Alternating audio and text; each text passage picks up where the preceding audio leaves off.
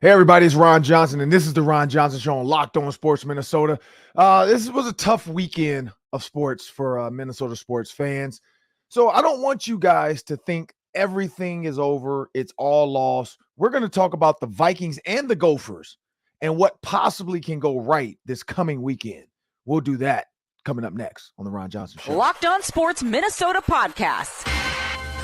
It's endless Minnesota Vikings talk with the diverse voices of your local experts. Now the Ron Johnson Show. On the field, in the broadcast booth, Ron Johnson is Minnesota sports. He's played with them, hung out with them, and grown up with all the big names in Minnesota sports. They're hanging out with Ron Johnson. It's the Ron Johnson Show on the Locked On Sports Minnesota podcast. And it starts now.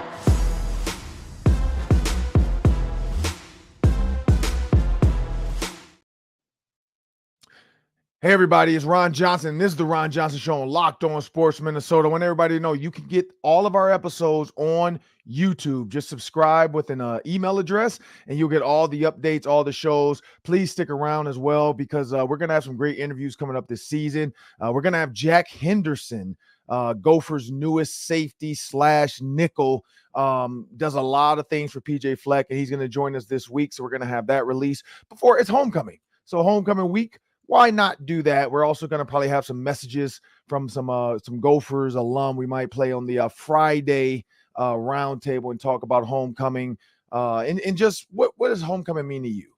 But Gophers, Vikings, they both lost. They both lost in a fashion that everybody felt like they should have won. And so as I bring my producer to the show, Sam Ekstrom, Sam, it was a tough weekend of football for Minnesota sports fans. Now, yes, the Twins did clinch. The Twins are in the playoffs. Celebrate, champagne, fireworks, do it all. Get ready for baseball playoff time.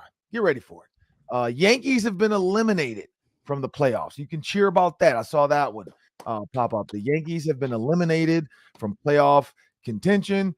So at least the Twins don't have to play the Yankees early on in the playoffs like they've done a couple times and just got absolutely shellacked.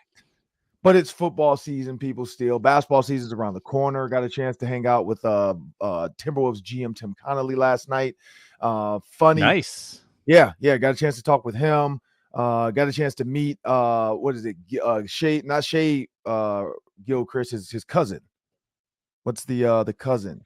Nikhil. So Nikhil Alexander Walker. Yep. Alexander Waters. Why did I say Gilchrist? We call him Nah. Around these parts. Alexander Walker and I, we chatted last night for a little bit, got traded from Utah. He said he got traded at the deadline. He came in, he's excited about being a part of this team and having, he said if he hopes. And Tim Connolly spoke highly of him, saying this kid's a defender, long, can guard. So it was cool. Mike Miller, I didn't even realize is he still a Timberwolf or was he just in town?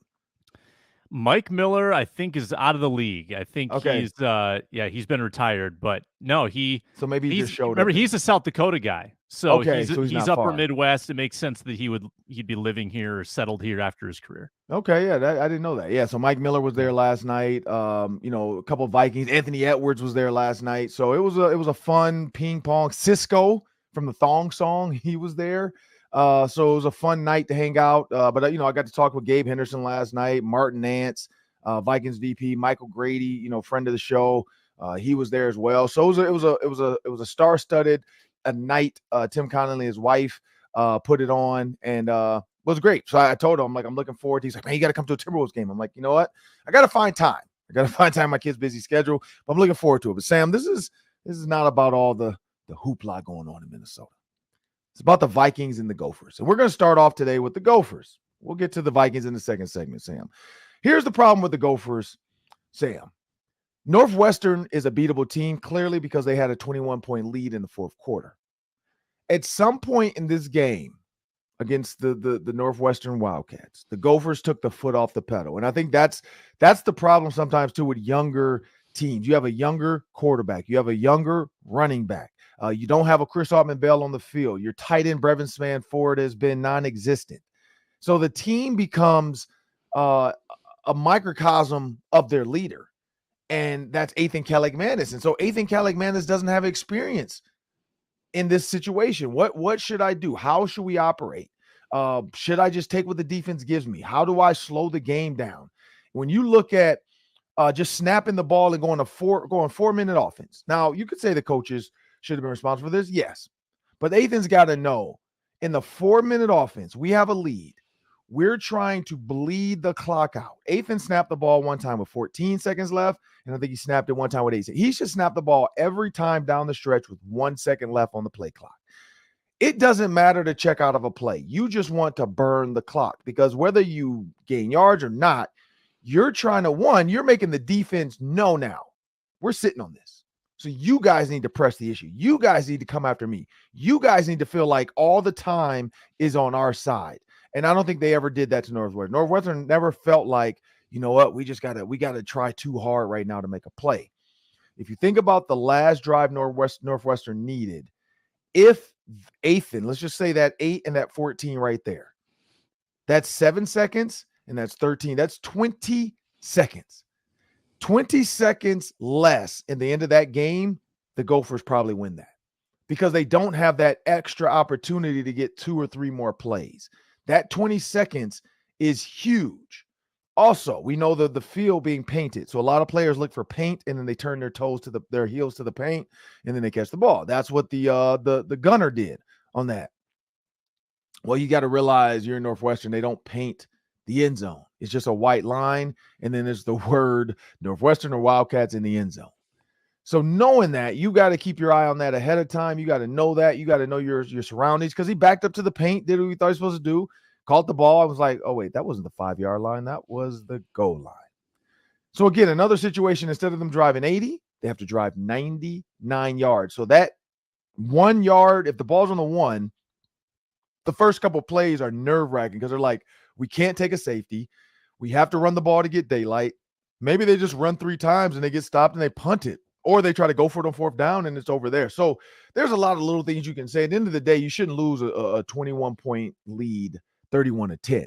But I think that's the small things there. Ethan Caligman is, and you know, the Gophers met last night. The players met last night. So I'm guessing because it was a player, it wasn't coaches. This is players. I'm guessing this is an opportunity for them to talk to each other and just say, hey, man, it's a gut punch, but we still got a lot of football left to play. We still have a chance to go out here and absolutely kill a Louisiana Monroe and then move. And then you got top 4. You got Michigan coming into the building, 6:30 p.m. So they made it a prime time. I knew that when Michigan was number 2, I'm like, they're going to make this prime time for the jug. So, you know, it is what it is. Michigan was a game they didn't expect to win. Northwestern was. And that's what changes probably the perspective now because you lost a Big Ten game and then you have to go play Michigan in the Big Ten as well. So in my opinion, Sam, for the Gophers looking forward, they have to understand there's going to come times like that where their defense is playing great early on. Their offense is getting it going. How do we teach this young quarterback that the game's never over? You always play the long game. You always, when it's in your favor, you bleed that clock out. There's no reason to snap the ball early. There's no reason in the 4th quarter to snap the ball with anything less than 2 seconds left on that play clock. And so that's just little things from a young guy not really being in the situation, not having it, and coaches probably not realizing it's going to come down to like seconds. We need to bleed that. Now, let's play devil's advocate really quick before I get to you, Sam. Yeah. People always say, oh, coaches should know all of this stuff. How do you not know this as a coach? How do you not know to tell them this? Because we dealt without the Vikings and Kevin O'Connell and Kirk Cousins not spiking the ball. Why did the coaches tell them before this? They had timeouts. True. All of that's true. But at the end of the day, it's not about one play, one drive, one series. It's a entire game, and it's about the entire team. But in order for the Gophers to move forward, Sam, Ethan Caligman is one that has to play better. Brevin Spanford has to wake up, or they need to just move on from that and just say, hey, we're going to go 4 wides, 3 wides a lot. We're going to use these receivers. And Darius Taylor has, he's already proven he deserves the carries and he's going to get them. He's RB1 now. I don't care what PJ Fleck says now. He's RB1. He's giving you more than what Sean Tyler was giving you. So Sean Tyler looks like he's even behind Bryce Williams. So that's what happens when you fumble the ball sometimes, especially in college. Like there's like, look, we can't wait for you to figure out if you're going to hold on to the ball or not. And it is what it is. But for the Gophers moving on next, Louisiana Monroe is a nice Band-Aid after you've gotten bruised up. when you can put some points up. But if it's a close one against them, people are going to be pissed off, especially for homecoming. People are going to be, it's a lot of people in town. I'm getting a lot of text messages about homecoming and we're doing this. Who's going to be there? Who's flying into town? So, I mean, you better blow them out, because if you don't, people are going to question big time, because they're like, how did we not blow out Louisiana Monroe and we lost to Northwestern, Sam? But Sam, in your mind, I know you caught something on the telestrator about just the whole down the stretch of this coaching staff and the players. But what were your thoughts?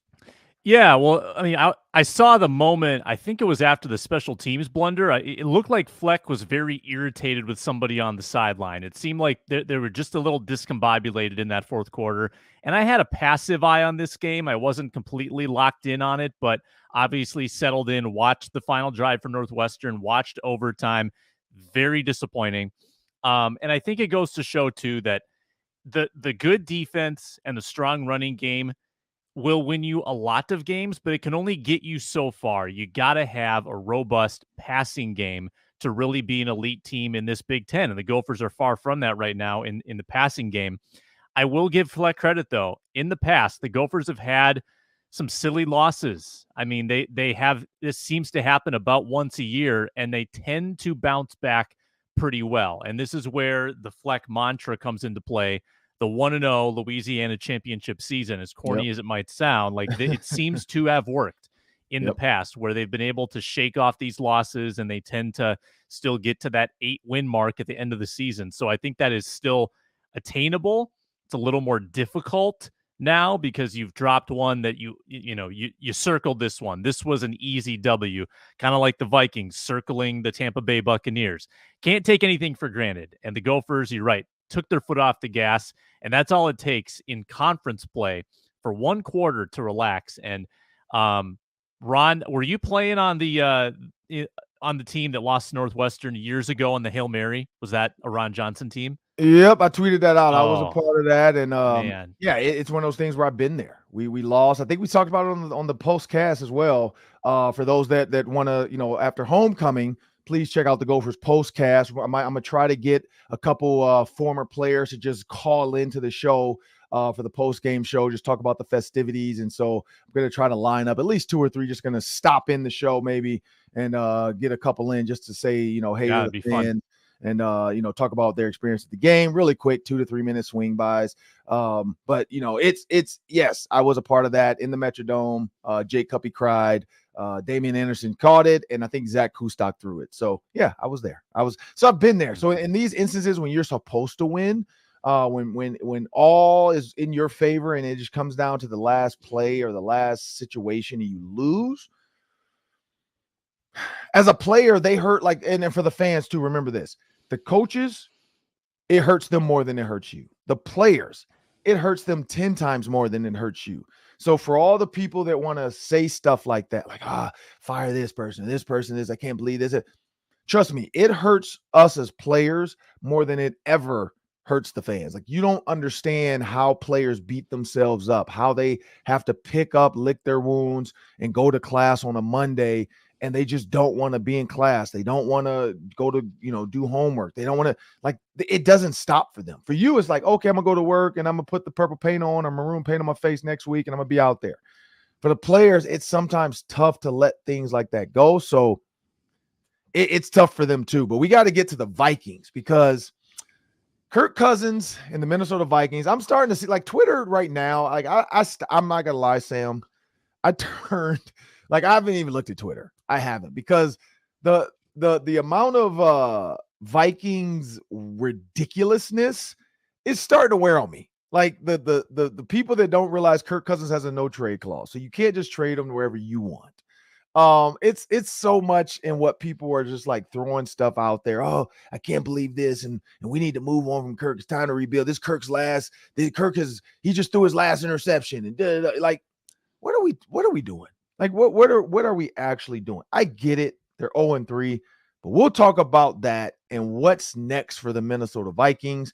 Because there's a topic I actually want to ask you, Sam, about Adam Thielen, because he is going to play the Vikings. It's his revenge game because Eric Kendricks didn't get his shot. So now Adam Thielen gets to take his shot, even though Eric Kendricks' team won. I think we talked about this too. I'm like, what if this is a season of everybody that played for the Vikings beats the Vikings? Now, I was going to say, did the Cardinals didn't beat the Vikings though, right? Chris Boyd didn't get a win, or did he? In the preseason, they did. Oh, that's what I was saying. I didn't know if the Cardinals won that one. So, yeah. So, Chris Boyd got his revenge. Eric Kendricks got his revenge. Now it was Adam Thielen's turn. And so, we're going to talk about this Carolina Panthers versus Vikings game. But I have a question for you about Adam Thielen, Sam, when we come back. But we have a word from our sponsors. Today, I'm going to tell you about DoorDash. Yes, I am an absolute sucker for that late night dessert. And it's not just food delivery, it's grocery delivery now with DoorDash. And I've got 2 kids. Going grocery shopping with 2 kids, it's hard. It's impossible. You're constantly getting distracted. So you need the convenience of having them brought right to your door. DoorDash is great. Yeah, your trusted DoorDash delivery brings you your restaurant favorites, your grocery delivery. If there's any kind of mistake, they will absolutely make it right so you don't have to stress. Sit back, enjoy quality groceries just like you picked them out. And you can save on all delivery fees by getting the Dash Pass membership. Easy substitutions right in the app, best-in-class customer service. They deliver them exactly how you want them right to your door. Get 50% off your first DoorDash order up to a $20 value when you use code LOCKED at checkout. Limited time offer, terms apply. That's 50% off a $20 no minimum subtotal and 0 delivery fees on your first order when you download the DoorDash app in the App Store and enter code LOCKED. Don't forget that's code LOCKED for 50% off your first order with DoorDash.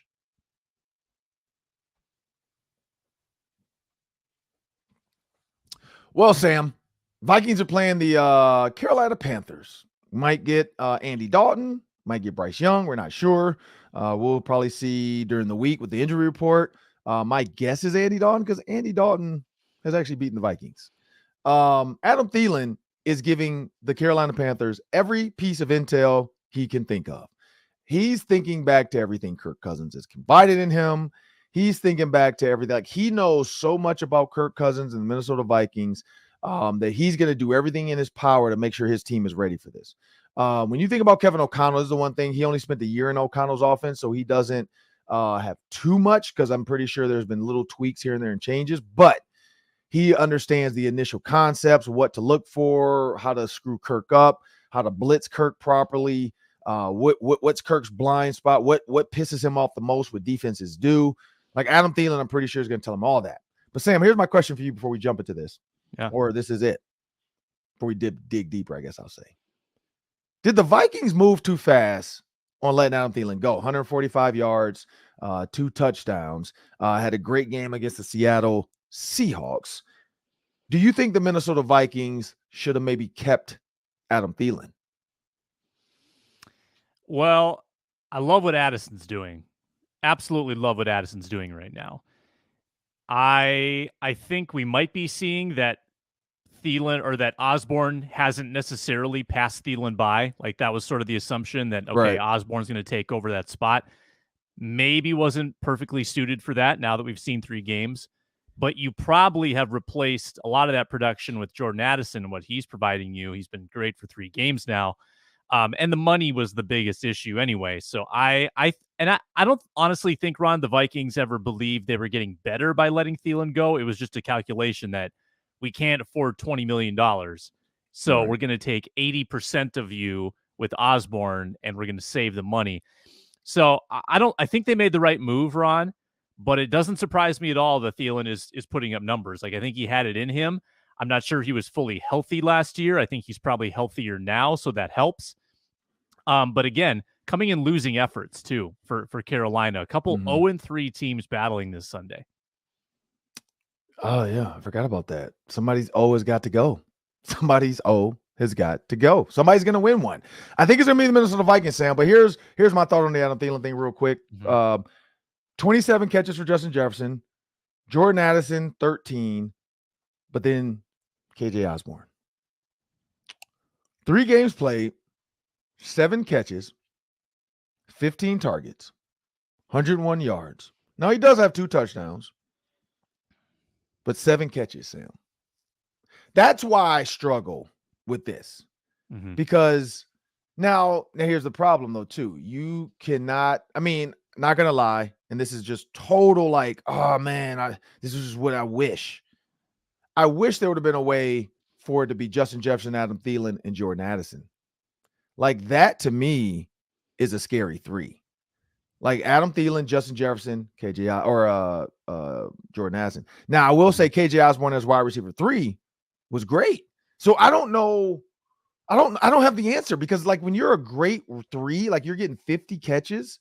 Not to say you can't. This is early in the season. Like there's a long season to go. But the fact that Jordan Addison has double the catches pretty much as him, 4 more targets, 85 more yards, the same amount of touchdowns.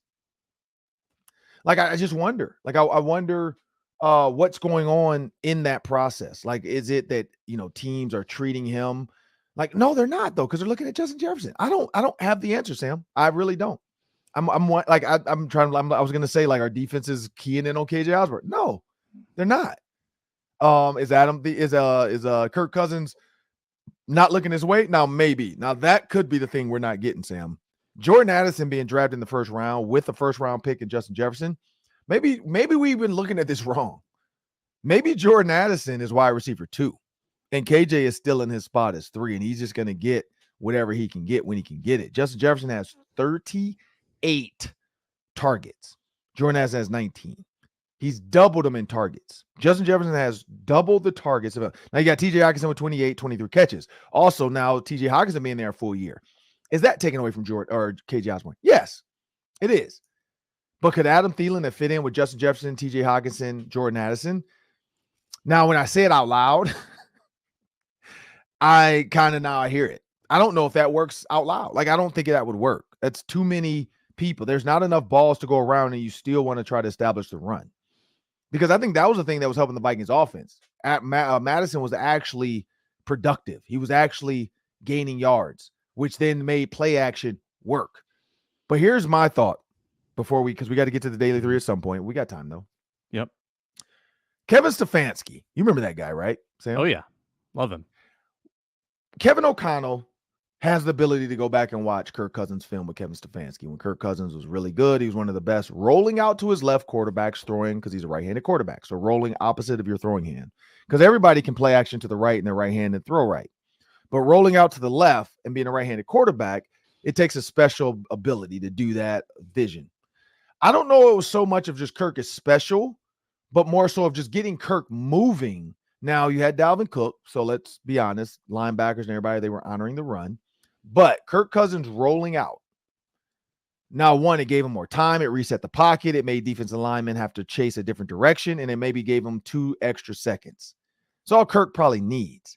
But he was really good doing that. Kevin O'Connell, he tries to do it, but it's almost like you're running play action rollout at the wrong time. You got to establish a run. And that's why maybe we saw the first 5 plays of the game where Alexander Madison runs. Because he's like, look, if we're going to go down with this ship, we're going to go down with this ship, which is getting the run going. Cam Akers was at it because he wants a 1-2 punch. And I don't think he thought he had it with Ty Chandler. Kene Nwangwu hasn't been in. So maybe that was the Cam Akers. I don't think it was all Alexander Madison. Now people are like, well, he fumbled again. He did. So I don't know what that is. I don't know if that's like lackadaisical, like ball security, what's going on with that. I will say this. When you're scared of your coach, like the Vikings were of Mike Zimmer, let's be honest. They said that. It was a fear-based organization. So they were scared. I don't know about you, Sam, but when I'm scared, I tighten up. I do the right things. I'm thinking about everything to not piss off my coach. When you're too buddy and too friendly and too like, I want to be your boy and we're homies, and let's, me and my coach, my position coach, we're buddies. Sometimes you don't have fear in failure. Like you don't fear failure. Failing and failure are 2 different things. You're going to want to fail, but and again, I'm not going to get too PJ Fleck-ish, but what's your response when you fail? How do you bounce back? But when there's no fear in failure, like you're like, if I screw up, whatever, that's my guy. I'm not going to have to run. I'm not going to get cursed out. Like that could be a part of it too, because when and TJ Hockenson might have had a concussion. I'm not going to lie. Like I'll be interested to see this injury report on was it Wednesday? Because TJ Hockenson, I thought it was ribs. It could be ribs, but I also thought he took a hit. And maybe it was the ribs too. But I thought, like, remember he took that big hit early in the game? Yes. Like, maybe, and not to say it was a concussion, but maybe he was a little bit just out of it, which could be a minor concussion. He could have been out of it. Because when you take a hit like that, then at the end, you take the other big hit. Could have been ribs. But the fact that he caught the ball at the end of the game, this is the one that got me. He caught the ball, and everybody screaming, spike, spike, spike at home. Nobody in the stadium on the field was. But everybody at home is screaming, spike it, spike it. TJ Hockenson, if you rewatch that, he catches it, he gets up, he just sets the ball down, and then he kind of like stands there, and they're all looking back at Kirk. Kirk's trying to get the play. Like, there was no urgency. Where if you think about every other time you've seen quarterbacks and receivers or tight ends for like the Chiefs, when Travis Kelce catches a ball, and it's the 2-minute offense with Patrick Mahomes, he hops up, he runs as fast as he can, he finds that referee, puts the ball down for the ref, and then runs out to his spot. And then Patrick Mahomes can either spike it or do what he has to do. It was real lackadaisical at the end, Sam, personally. Like, I just feel like there was no, and you don't need fear, but it just didn't sit well with me. Now, again, this is why I say TJ Hockenson might have been out of it a little bit. He runs a hook. When you know there's a linebacker behind you, you should uncover. Kirk Cousins threw it away from the defender. That's a drill. Receivers do it all the time. I'm going to run a route. I run a curl. You throw me away from the defender. There's 2 throws. And we used to do this all the time as a drill. I run a hook. My coach stands on the right. So you throw it to my left, which is telling me turn to your left because I'm trying to take you away from the hit. This is what people don't know. Quarterbacks can save, or they can set you up and get you absolutely your head blocked off. But they try to save you. Same thing. If he hooks up and the cornerback's on the outside, he throws it inside, telling you catch it and then go that way. Stay away from the hit. If there's 2 guys, he's just going to put it on the middle, and then we're taught to just drop our shoulder, like almost like a drop step in basketball. You drop your shoulder and you run through 2 people. Well, Kirk Cousins threw him to the right, kind of giving him like a heads up, like, or an idea. Hey, I'll go this way. Hockenson kind of just lackadaisically reaches out versus like feeling the pressure, running, like, because when he ran at the guy, you hook, he's there. Start moving this way a little bit. It's the last play of the game. There's no reason to just stand still like a statue. Like, unless you're going to stick your hands out this way, and maybe he thought Kirk was going to do that and he was going to like body up the guy. That could have been an option. But I think Kirk felt like, look, this guy is going to knock the ball out, which he would have if he had thrown it straight at him. TJ Hockenson to me just was really lackadaisical in that last 2 plays. And so I wonder, one, how bad did the injury hurt? And was he a little bit dizzy? Like that, this Wednesday injury report, like, whether it's a full participant, limited participant, whatever comes out, whether it says ribs or head or concussion protocol, it'll be very interesting to see because something wasn't right. I don't know what, but something wasn't right. It just didn't seem right to me. But in your opinion, Sam, when you think about, like, who do you blame on that? Do you blame the fans? Do you blame Kevin O'Connell, or do you blame Kirk Cousins for not just spiking the ball? Because I know the fans, Kevin O'Connell said we couldn't hear. So they, it's the fans. Yeah, I think that's on KOC. I think you just gotta get up there, spike the ball, reset yourself, and get 3 cracks. Leave enough time for 3 shots at the end zone from, take the spike. So 2nd and goal from the 6. Take 3 plays. Now, here's the irony, Ron. Brandon Staley, for who no one knows why, didn't call his timeouts. Why? Why didn't he call it? Because they had 35 seconds that he could have tried to save for his offense. Correct. But he let the clock run. Like that, if the Vikings score, Staley's taking all the heat. Why wouldn't he have used his timeout there, and that could have bailed the Vikings out from their own issues? That, to me, that's what I think about. Because that's a blunder on Staley's part, right? Like, shouldn't he be using those? Yeah, because I was listening to the national media on XM Radio, Sirius XM, and they were all saying the same thing. Brandon Staley should be fired. They're like, even with this win, fire him. They're like, Eric Bieniemy should probably be the next head coach with that offense, with those weapons, with that quarterback. Eric Bieniemy as a head coach, putting his offense, putting his Kansas City stamp on that team. I mean, you think about how he's getting Sam Howell right now and what he's doing with Sam Howell. Now, Sam Howell does have Terry McLaurin, but when you look at what he's doing with Sam Howell, you're telling me he can't make Justin Herbert better?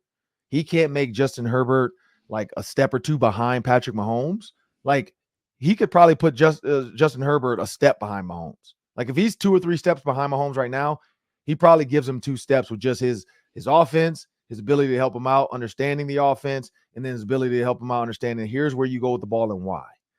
Brandon Staley, I've heard a lot of national media people say that on SiriusXM. He should be fired. Like I didn't even think about the timeouts thing. Like that's probably part of their thought process too. Like what is he doing? I didn't even realize that. Yeah, you're right though. It was just 2 coaches both. Like because Kevin O'Connell didn't have timeouts, Brandon Staley did. Maybe Brandon Staley was hoping like maybe if I don't call timeout, they don't have enough time and they have to run a play from whatever. But like I see what you're saying. Like after that first one when they got close enough and you're like it's imminent, they're gonna score. Yeah, at that point I think it was 33 seconds. Yeah, at that point, yeah, maybe call a timeout, but. Maybe he's just like, look, at this point, we're here now. I'm a do or die with my defense. So he could say that's what he was thinking. Like, I trust my defense. I didn't want to give the Vikings any more time on the clock or any time to talk about what they want to do. And maybe that was his thought too. Like, I don't want to give them any time. So you could always play devil's advocate, but I agree. Like, if I'm like, because like Belichick probably would have been like, oh crap, they're down on the 5. Let them score so we can get the ball back. Because if we score, then we win, or if we get a field goal, we can go take this overtime. But yeah, man, it's very interesting, the whole lot of everything that happened.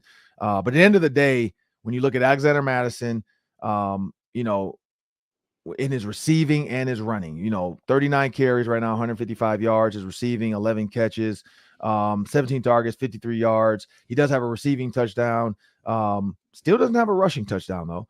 But when you look at what Kirk Cousins needs to do moving forward, it'll be interesting to see with the Panthers defense, because the Panthers defense is, how much do they try to establish the run?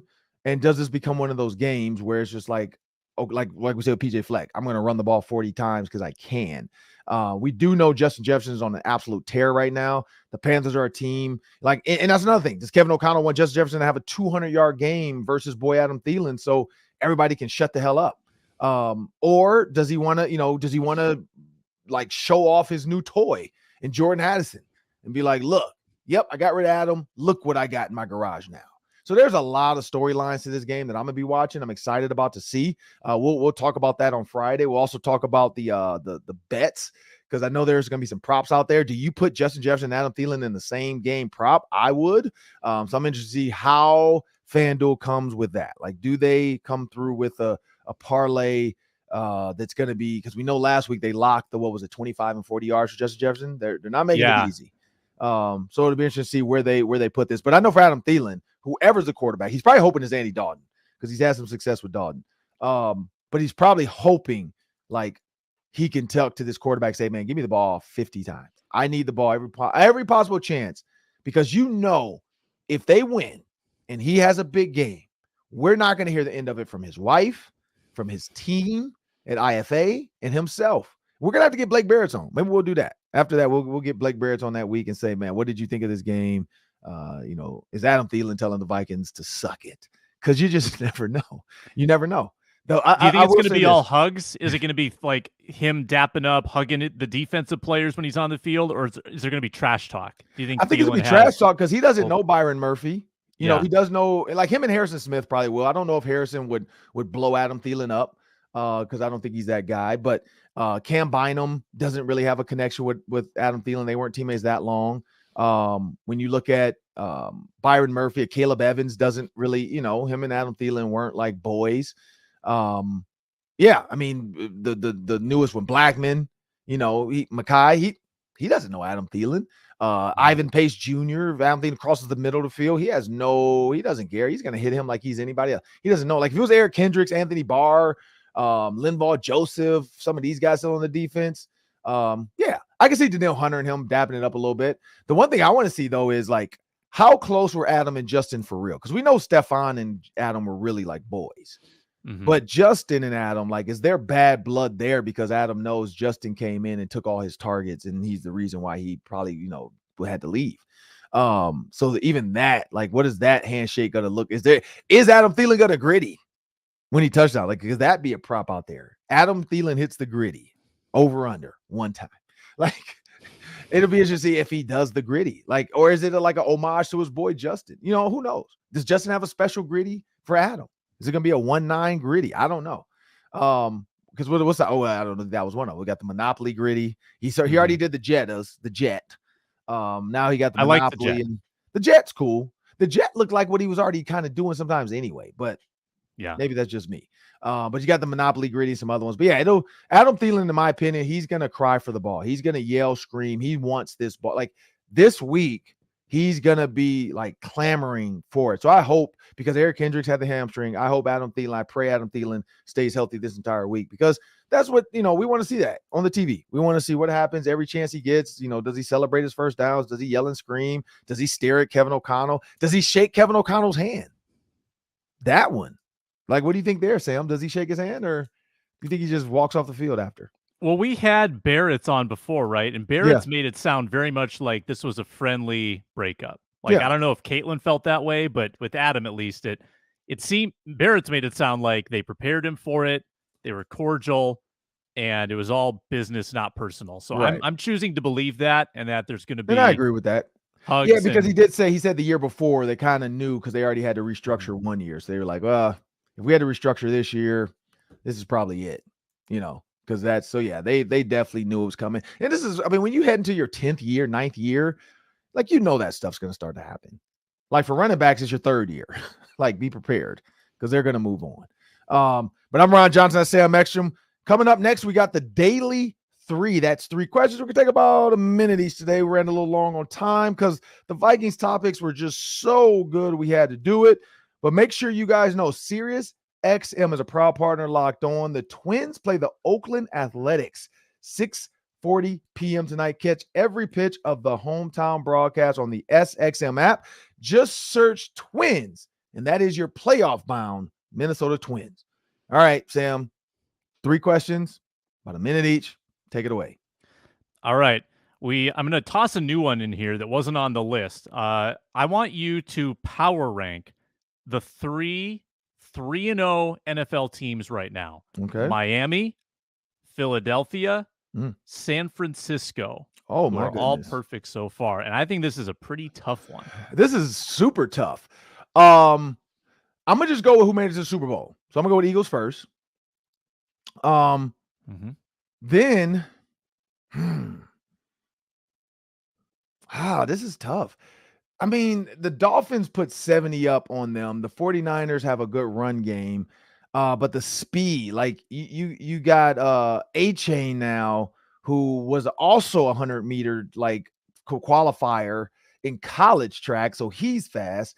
I'm gonna go Dolphins. Just because Brock Purdy, I feel like we have to see what this 49ers team really is complete. We haven't seen them really have to play a complete game just yet. But I'm going to go with the Dolphins. I'm going to go Eagles, Dolphins, 49ers. I think all 3 are great. I think all 3 are have a chance to get to the Super Bowl. The only thing about the Dolphins that makes me want to drop them down is some of the boom or bust. Like, how sustainable is this?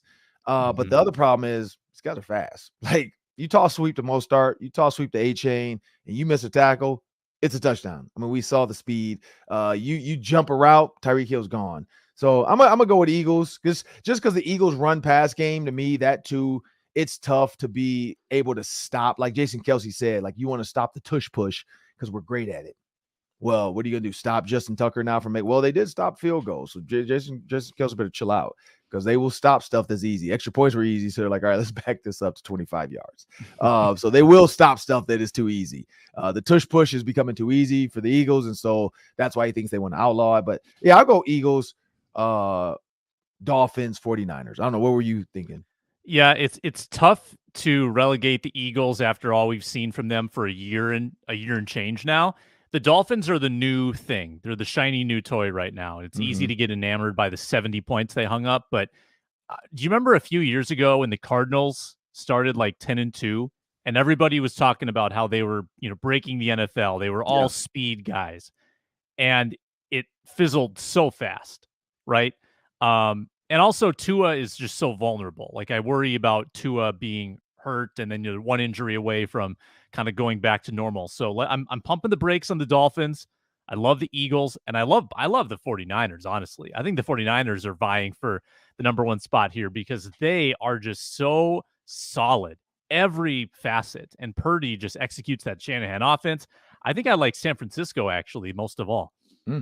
Okay. All right. All What you right. got next? Let's talk baseball.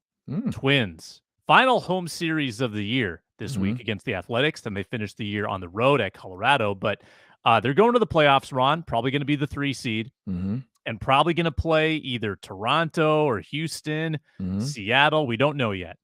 But Ron, does your gut tell you, is this the year they break their 18-game postseason losing streak? Well, as it sits right now, they're the 3. Houston's the 6. Toronto's the 4. Or sorry, Toronto's the 5. And the Tampa Bay Devil Rays are the 4. And so when you think about that, I think they can. Like, and I'm not just saying because of the seeding. I think the Houston Astros have shown they're beatable. People are going to be cheering for the Twins, I think, nationally, because people are sick of the Astros. So they'll have that. They'll have the Angels in the outfield helping them out too, because everybody's sick of the Astros and they feel like the cheating and blah, blah. But the Astros have something to play for. They want to show everybody, like, look, you guys want to throw an asterisk on this. We need to get back to where we were. We need to get back there again and show everybody. Because if the Astros do win or hit a home run or something, I guarantee he's going to take all of his clothes off just to show everybody, like, there's nothing under my shirt. And again, I go back to that stem machine under his shirt. That one was super weird. Who bats with a stem machine? Like, come on, man. Like that. Anyway, but yeah, I think I think they can. I think they can beat the Astros. They play the Texans because the Texans are the 2 seed. They would play the Texans after that. Rangers, not the Texans. Mm-hmm. There's no Texans. The Rangers. They are Texans. They live in Texas. There's Texas, but the Rangers, not the Texans, is the Texas Rangers. They would play the Rangers after that. So that'd be the 2 versus the 3 seed. Again, evenly matched, but you talked about it. It comes down to the bullpen. Can these guys go out and get quality innings out of all their pitch? Like, can everybody help out down the stretch? But yes, I think they can beat the Astros the way it sits. I hope that's how it stays. Because I'm not gonna lie, the Rays aren't gonna. I don't think there's a way the Rays drop to 6, but you never know. But it could be Toronto. Like, it could be Toronto as well. And I don't know if that's one they want either. I kind of like the Astros just because I feel like that's a winnable game or a winnable series. What in the first one, is it 1 game or is it 3? Best of 3. Best of 3. I thought that. Okay. So yeah. So 2 games, you just got to get, your 2 best pitchers out there maybe for that and just say, we really, Sonny Gray, we need you to give us 4 or 5 good innings and we need to hit some bombs. We got to get early bombs out there. But I don't know, Sam, what are your thoughts? Yeah, Houston scares me just because of their track record. Those guys, that core of that team, they're so seasoned in the postseason. World Series champions in some cases. Altuve is clutch.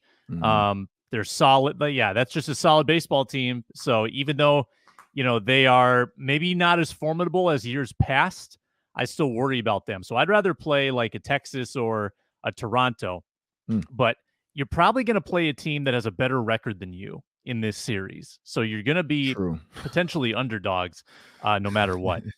You forget about that. Yeah. Last one for you, Ron, and you touched on it. Let's dig into it a little more. Which quarterback would you rather face on Sunday for the Panthers? Andy Dalton or Bryce Young? Dalton's a statue. We know that. At this point in his career, he's not running and he's not going anywhere fast. So I do like the thought of Dalton with Brian Flores' blitz because Bryce Young can hurt you with his legs. He's mobile. He can run. He's short. So if you don't see where he's at, he can come out somewhere else. Like Jack in The Incredibles. He's going to disappear and then end up somewhere else in the room. I don't know. I said I wanted like Bryce Young because in my mind, I'm like Brian Flores, rookie, blitz. He doesn't know like hot routes. He doesn't know some of the other stuff. He can't quick QB sneak because he's not big enough. But I do like Andy Dalton not being able to escape the pocket. Like, I think that's where the Vikings have gotten hurt, where quarterbacks are escaping. Like Justin Herbert hurt them escaping the pocket. Like you would think they have him and then he escapes the pocket. He gets a long run. So I kind of want to face Andy Dalton. I don't think he can escape Brian Flores' pressure like the way he comes at him, where I think Bryce Young would do a better job of getting out. But I do say Andy Dalton probably has a better idea of who's hot, how to get the ball out of his hands quick because he's a vet, where Bryce Young doesn't. So I don't know. I would like Bryce Young's brain on Andy Dalton's body. Like that would be my answer here. I don't know if I can do that. Like I want to be I want a Frankenstein quarterback against his team. Who would you rather face though? Well, I didn't watch this game, so I don't know if they were just getting garbage, yards, but Dalton threw it 58 times against Seattle Mhm. for 361 and 2. Again, it looks like they were playing from behind, having to come back, but there might be a little bit left in that arm. Bryce Young is so raw that I wonder how he would handle a blitz heavy scheme. Like, Right. would he know where his hots are, how to handle getting 6-7 guys in his face? So I think either way, the blitz might work a little better than it did against Herbert, who just carved him up. Correct. But they played Dalton in London last year against the Saints, and I felt like they did pretty well against him. So I think Dalton, I would rather face. I'm not as scared about his potential. Mhm. I would, as a fan of football, I would like to see what Bryce Young has in the Right. tank. I just want to see him play. He's the number one pick. Correct. But Dalton, I think, gives you a better chance to win if you're the Vikings. If you're Adam Thielen, I'm guessing you probably want Andy Dalton. He was talking up Dalton before the year, right? Before they Right. drafted Young, Yep. He said Andy Dalton can win a Super Bowl. Yep. He said, that's why I went to Carolina, because I know Andy Dalton can win. So, yeah, like that was his whole process when he first signed with the Panthers, was he was excited to play with Andy Dalton. So, yeah, I mean, and he likes veterans. We know that. Like rookies sometimes, because they don't know what they're doing when they're supposed to do it. So, yeah, it'll be a fun Sunday, though. You got the Gophers homecoming, 11 a.m. versus Louisiana Monroe. The Raging Cajuns. There will be a postcast after that, talking a little homecoming, trying to get some homecoming guests to jump by the postcast. Sorry, just to say hello, give us their thoughts on the game, win or lose. We're not gonna hide them if they lose. We're gonna bring them in either way, but I'm pretty sure there should be a win. And then the Vikings take on the Carolina Panthers on Sunday. So hopefully this can be at a double loss weekend for Minnesota sports fans. Hopefully this can be a double victory weekend for Minnesota sports fans. But I'm Ron Johnson, Sam Ekstrom. Please make sure you stay tuned, because we're going to have Jack Henderson at some point this week, or maybe next week. We'll have Jack Henderson join us on the Ron Johnson Show. Swiss Army knife for PJ Flex defense. Looking forward to it. But everybody, make sure you subscribe to Locked On Sports Minnesota on YouTube, where you can find all of our shows. You got the football party, you got the round table on Fridays, and then you got the Ron Johnson Show. Also, we'll have some basketball for you coming up soon this season, because it's basketball season and it's right around the corner. Have a great day.